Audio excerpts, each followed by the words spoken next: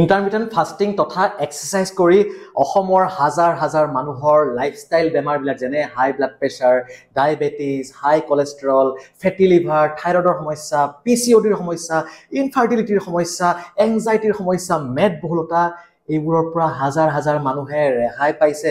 এইবোৰ মই কোৱা কথা নহয়, আপোনালোকে কমেণ্ট পঢ়িলে গম পাব। আৰু মোৰ যে মেছেজৰ ইনবক্সে ভৰ্তি হৈ আছে এনেকুৱা মেছেজেৰে।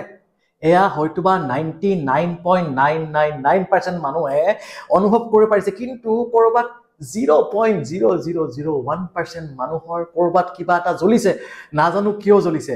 চাওক, মই কাকো জোৰ জবৰদস্তি ইন্টাৰমিটেন্ট ফাস্টিং কৰ বুলি মই কোৱা নাই। মই প্ৰতিটো পোষ্টত মই কৰবাত নহয় কৰবাত মেনশ্যন কৰোৱে যে ফাস্টিং কোনসকলে নকৰিব? যিসকল গৰ্ভৱতী মহিলা, 6 মাহলৈকে শিশুক দুগ্ধপান কৰাই থকা মহিলা, বহুত দুৰ্বল ক্ষীণ ব্যক্তি, বহুত বয়সস্থ পুৰুষ মহিলা, মানে বুঢ়া ককা আইতাসকল, নহলে খুব সৰু ল'ৰা ছোৱালী, কেইদিনমান আগতে ICUৰ পৰা ডিসচাৰ্জ হৈ অহা মানুহ, এনেধৰণৰ ব্যক্তিসকলে নকৰিব। আৰু যদি কাৰোবাৰ কিবা কৰোঁতে অলপ কষ্ট পাইছে, নকৰিলে হ'ল। মই কাকো জোৰ জবৰদস্তি কৰা নাই। আৰু মই এইটো কথাও কোৱা নাই যে এইটোৰ দ্বাৰা সকলো বেমাৰ ভাল হ'ব। মই সকলো বেমাৰৰ ট্ৰিটমেণ্ট জনা বহুত ডাঙৰ ডক্টৰ নহয়, একেবাৰে সৰু ডক্টৰ এটা। কিন্তু এটা কথা গম পাইছো যে লাইফষ্টাইল ডিজিজ শেষ কৰিবলৈ হলে, ভাল কৰিবলৈ হলে বা প্ৰিভেনশ্যন কৰিবলৈ হলে আপুনি ইনচুলিন ৰেজিষ্টেন্সটো আপুনি শৰীৰৰ পৰা দূৰ কৰিব লাগিব।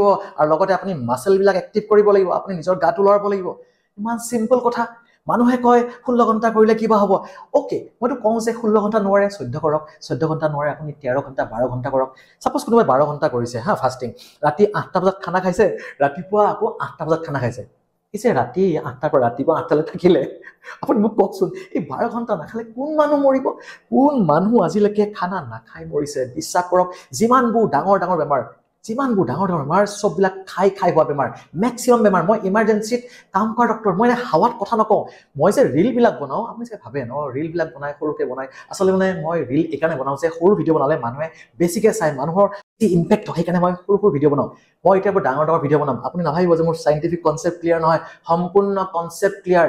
এই বিবেক আৰু এই ভগৱানৰ ওপৰত বিশ্বাস মোৰ ইমান মানে অটল আছে নহয় যে মই মানুহৰ কাৰণে ভাল কাম কৰিম, যদি কৰিমেই, যিকোনো ক্ষেত্ৰতে কৰিম। মই যে হিপক্ৰেটিক ওথ লৈছিলো ডক্টৰ হোৱাৰ সময়ত, তাত লিখা আছে যে ট্ৰিটমেণ্ট কৰাৰ লগতে মই বেমাৰক প্ৰিভেন্ট কৰা, প্ৰতিৰোধ কৰাটো সমানে গুৰুত্ব দিম, আৰু সেইটোৱে মই কৰি আছো। আকৌ কওঁ যে মই সকলো বেমাৰৰ ডক্টৰ নহয়, কিন্তু মই যিটো জানো সেইটো মই জানো, সম্পূৰ্ণ বিশ্বাসেৰে কৰি আছো। এনেকুৱা বহুত মানুহ ওলাব, কাৰণ এইবোৰ কৰাৰ ফলত বেমাৰবোৰ ভাল হোৱাৰ ফলত এতিয়া বহুত মানুহৰ স্বাৰ্থ আঘাত হৈছে। সেয়েহে আপোনালোকে সকলো কথা বিশ্বাস নকৰিব। এতিয়া আপোনাৰ চইচ, আপুনি মোকো বিশ্বাস কৰিব পাৰে, তেখেতক বিশ্বাস কৰিব পাৰে, কিন্তু মই কাকো জোৰ জবৰদস্তি নকৰো। আৰু এটা কথা, মোক ভাল পোৱা, সমালোচনা কৰা, মই প্ৰত্যেকজন মানুহক মই সমানে ভাল পাওঁ। I love you all. মোক বেয়া পাইছে আজি হয়, কিন্তু মই জানো তেখেতেও এদিন মোক ভাল পোৱা হ'ব। সকলো অসমবাসীৰ স্বাৰ্থত এই দেৱোত্তম অসম ওৰফে ডক্টৰ দীপম কুমাৰ বৰ্মনে সদায় যুঁজি থাকিব। ভাৰত মাতা কি জয়। জয় হিন্দ, জয় অসম।